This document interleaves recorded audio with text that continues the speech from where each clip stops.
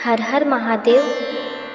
दोस्तों, स्वागत है आपका हमारे पवित्र ज्ञान लगन में। दोस्तों, यह संसार एक क्षणिक मोहजाल है और इस मोहजाल से पार लगाने वाले केवल एक है, हमारे आदि योगी भगवान शिव।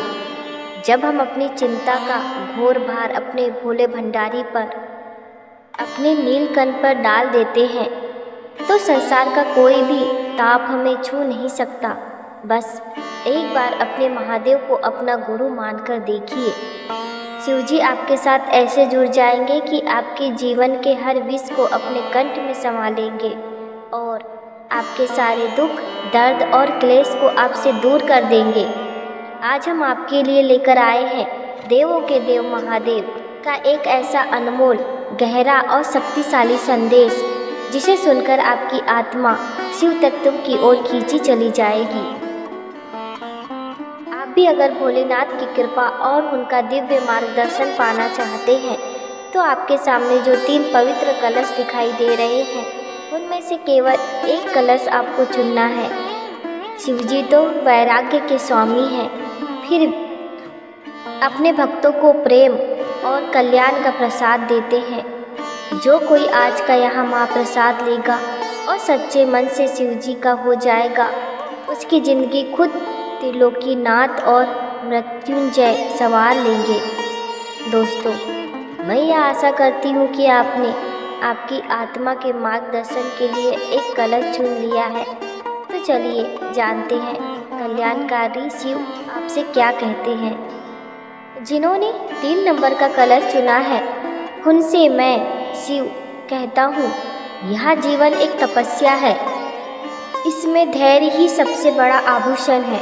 धैर्य हो तो बड़ी से बड़ी समस्या भी उसी प्रकार शांत हो जाती है जैसे मेरे ध्यान से संसार का कोलाहल। अरे भक्त, तुम मेरे पास आते हो, वर्षों से पूजा पाठ, स्तुति और ओम नमः शिवाय का जप कर रहे हो, फिर भी तुम्हारा मन अशांत क्यों है?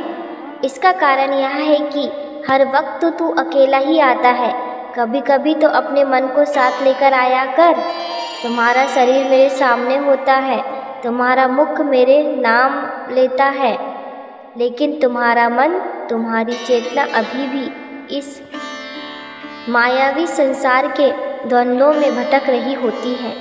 लेकिन मैं तो बस उनका ही होता हूँ जिनके पास उनका शुद्ध मन होता है, जो मन से मुझे अपनाते हैं, जो मन से मेरे वैराग्य और कल्याण के भाव को छूते हैं। ऐसे ही भक्तों का मैं सदा के लिए आदि और अंत हो जाता हूँ। तुम जो यह सोचते हो कि दुनिया का सारा दुख तुम्हारा है, तो याद रखो, तुम्हारी चलने वाली सांसें भी तुम्हारी नहीं।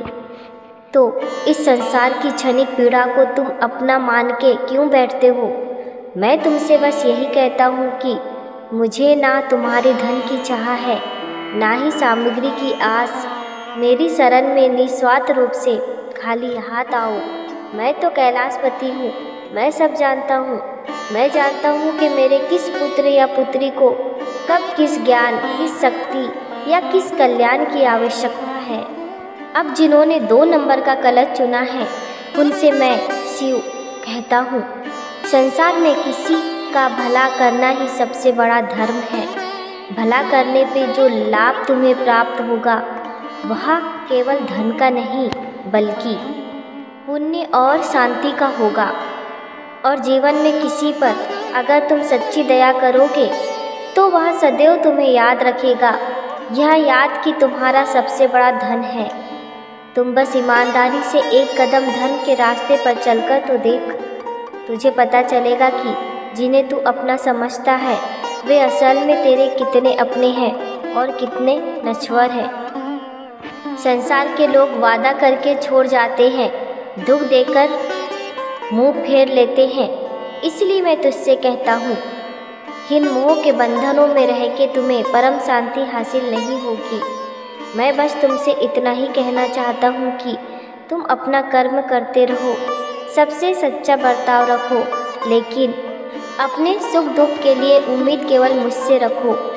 मैं तो बस इतना ही कहता हूँ, मेरी भक्ति में आ जा, मेरी शमशान भूमि में खो जा और सदा के लिए तू मेरा ही हो जा। फिर मैं भी तो तुझसे कहूँगा, तुम मृत्यु से भी डरना नहीं, तू विपत्ति से भी घबराना नहीं, क्योंकि मैं महाकाल हमेशा हर क्षण तेरे साथ रहूँगा। जब तक मेरा त्रिशूल तेरे साथ है, तेरा बाल भी बांका नहीं हो सकता। अब जिन्होंने 1 नंबर का कलर चुना है, उनसे मैं शिव कहता हूँ, जीवन में जो भी कर वह अहंकार से नहीं, ईर्ष्या से नहीं, वासना से नहीं, बल्कि प्रेम, करुणा और नम्रता के साथ कर। झुकना अच्छी बात है, पर आत्मगौरव और स्वाभिमान होकर झुकना स्वयं को भस्म करने के समान है। इसलिए अपने आत्मसम्मान को कभी खोने मत देना। तू बस अपने अंतर्मन को, अपने हृदय को साफ रखना सीख। माना कि संसार के दिखावे में तू वहाँ हार जाएगा जहाँ बात बाहरी सौंदर्य की होगी, पर यह संसार तो नश्वर है। खुशी तो इस बात की मना कि तू उस जगह जीत रहा है जहाँ बात आत्मा की शुद्धता और मन की पवित्रता की होगी, और मन का स्वच्छ होना, हृदय का निर्मल होना तुझे मेरे कल्याणकारी स्वरूप के और भी करीब लेकर आता है। अरे मनुष्य का आचरण देखो, उसे जो प्राप्त होता है उसे वह गिनता नहीं, और जो उसे प्राप्त नहीं होता उसे वह गिनना भूलता नहीं। इसी कारण उसे कभी परम आनंद मिल ही नहीं सकता। तुम्हारी यह चिंता तो एक ऐसी डाकिनी है जो तुम्हारे कलेजे को काट काट कर खाती है। संसार का कोई वैद्य भी इस चिंता का उपचार नहीं कर सकता। इसलिए चिंता को छोड़ और मेरी चिंतन करना सीख। चिंता को छोड़ के शमशानवासी मेरा चिंतन करना सीख। मेरे रुद्राक्ष को हाथ में लेकर ओम नमः शिवाय का जप कर। तेरी चिंता की चिता तो अपने आप ही जल जाएगी।